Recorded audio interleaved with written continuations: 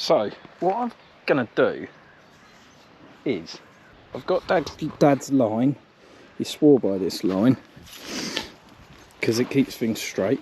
So I'm going to go 2 foot out from that fence line. And then what I'm going to do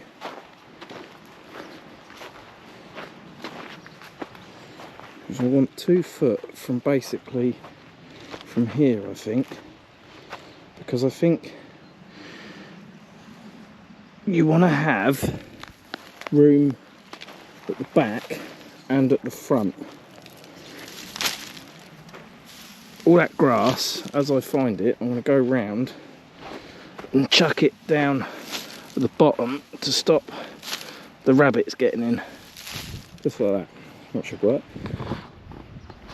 So I'm going to go 2 foot out from there,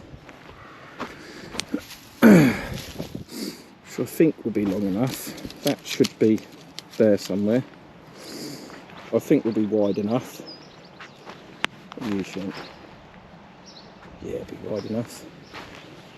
And what I'm actually going to do is I'm going to plant a tray of 6 purple sprouting, because I don't know if anybody knows, but pigeons love purple sprouting. They just love it. So if I plant a tray of 6, right, because this isn't quite rabbit proof yet, tonight when the 6 million rabbits come out, I mean, this isn't rabbit proof by no means, but if they really want them, they'd have them, wouldn't they? Or not.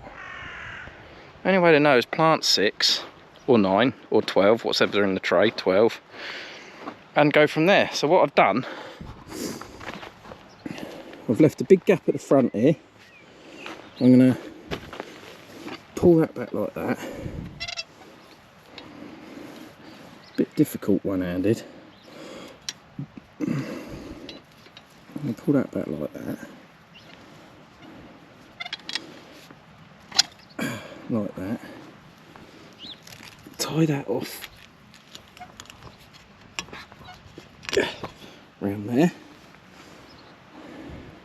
That keeps that line straight, and now every single line now, every single one will be planted in a row, just in a thing just like that. About a foot space in between each plant, because they do grow quite big. And we've got plenty of ground. I'm not going to plant that many, so that's what I'm going to do. I'll show you how Dad used to plant them. You'd go a foot up from that point, get this dibber, make a hole, just like that, and you put them in. Now, I know what you're thinking. You're thinking, oh my word, have you got to do that with every plant? Well, we have now, because, I don't know if you can see me,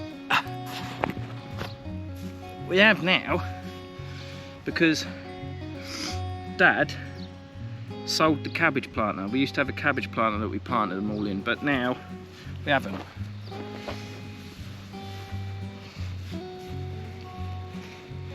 I used to drive the Ferguson.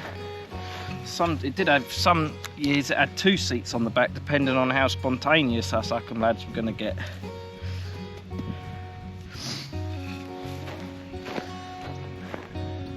But anyway, we haven't got it now. So to be fair, Dad didn't. Bloody hell, that ground's hard, Eddie. Dad didn't always measure a foot, he just guessed it, but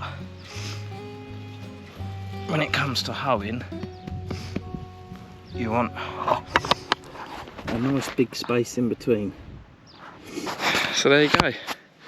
I'll plant them 12, and then we'll check in the morning to see whether anything's eaten them. Don't know, what do we do? Couple of rows of purple sprouting? 3 rows? Don't know. Brings back memories though, doing it with my dad.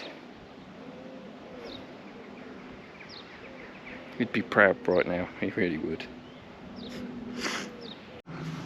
Moving on, we're on to pumpkin plants.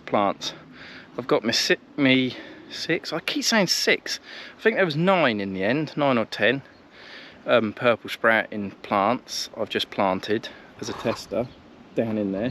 Now I'm outside Fort Knox here, no protection, because pumpkins won't need protection. As far as I'm aware, other than slugs, there's nothing that eats pumpkins or pumpkin plants. So what I've done, I've gone 4 foot away from the edge of that netting because the pumpkins like to spread out. But obviously that netting in perhaps 2 or 3 months time can come away. So I'll show you what we do. The pumpkin plants. Look at this. Just found that. I think it's a bit of Chinese Ming. Right, so pumpkin plants. Now I'm not going to actually put these in the straightest of line. Obviously you need a trowel. Just dig a hole. Put it in. Come Halloween. Lots of happy children. Because pumpkins are grown. Now I think with pumpkins, because they spread out a bit, there's no point keeping them close. So we'll go 2 foot apart with the pumpkin plants. It's a bit tricky when you ain't got a line to stick to, but who's gonna know? Who's gonna know if they're not straight? I just said I'd done it one night when I was drunk. And there, I've got quite a few of these to plant. Look, another bit of turf. Plans coming together. Bit of volcanic rock. Anything like that, the rabbits won't like it. I'm telling you. I'm getting there. I've got another 4 to plant. But I have got pumpkins in the greenhouse that I've sown. But what I'm actually doing is I've gone over to the waste grass pile. Look at this stuff in here, look. Look at that. You can't tell me that that is no good. So what I'm doing is I'm chucking that down in there to act as a bit of organic fertiliser. And then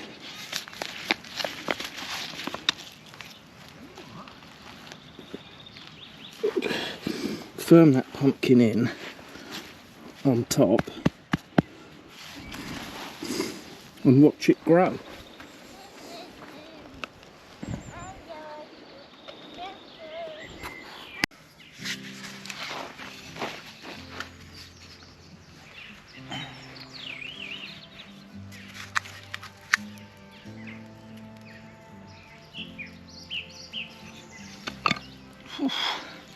That's hot one today, and we're out here planting purple sprouting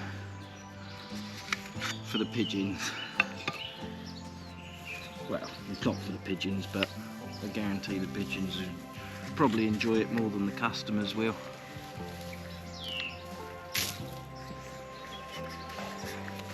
Our little experiment on whether this netting would stop the rabbits has worked.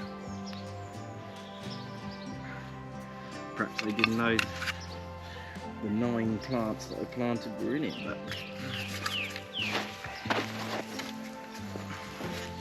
but I planted them and they didn't eat them, so if you ask me, that's a success. I'm only going to plant 2 rows of these. They take such a long time to grow. It's only a bit of purple sprouting to supply one of the old shops with, and Colin sells on his stall just to keep, you know, might pay the water bill for a month. I don't know. We used to have a cabbage planter, but Dad got rid of it And don't blame him really, because, you know, this sort of way of life is small scale, and only people that enjoy punishment whilst at work would do it. A bit backbreaking. I'm only doing it for Dad. He would have wanted to do it, so that's why I'm doing it. He'd be impressed, and that's what matters. He'd be looking down on me now thinking, good lad, but you're wasting your time. But we all know that anyway. But yeah, as I say, we've just got this wooden dibber, make a hole, pop them out of these trays and plant them. We grew these all from, I grew these all from seed.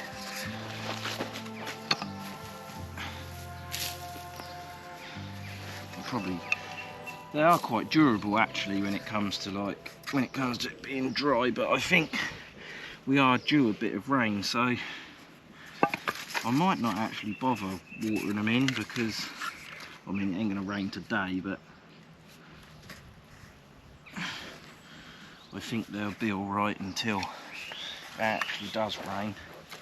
But obviously now I'm putting more in,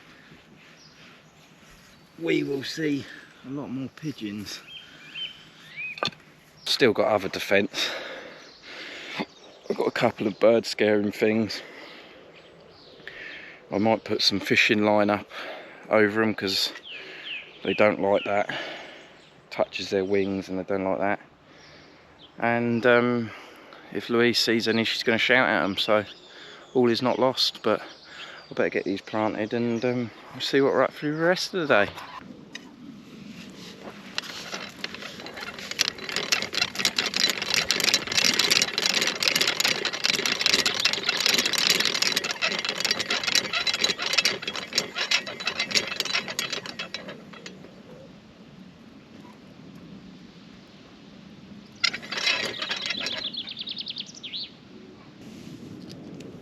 The wallflowers have to be in rotivated ground, hence why this is rotivated, and it is much the same as getting them out of the trays, dobbing a hole, putting them in. There's not really any other ways you can do it, unless you sow them straight into the ground, but that's always tricky, because then you're fighting the weeds as they come up. So for years Dad did it that way, but then he changed to doing it this way, and this way I think you can control them much better. So that is exactly why we do it. But did a bit of research into YouTube and channel growth, and I thought to myself, you know, you get to a point where you think, right, we initially started the channel off just for a bit of fun. Obviously we picked up a little bit of a following, and I already reached my goal of, I wanted 100 subscribers by the end of the year. Or I said if I got 100 subscribers by the end of the year, I'd carry on doing it. So, which is exactly what we achieved. Though me and Luke haven't done the 100 subscriber special video yet. But I was looking up last night about it, and if you want to grow your channel, and one of the things they said was, whatever you do, don't have an intro. So for the next few videos I'm going to trial not having an intro. We'll see how many more subscribers we get, or give me some feedback, leave me a comment. Do you prefer the intro? It's about, that intro usually is about 35 seconds long. Let me know. But that brings us nicely to an end. So all this planting, I'd best carry on. Remember, ladies and gentlemen, the only way is up. The only way these plants are going to get planted is the Uckham way. See you all soon.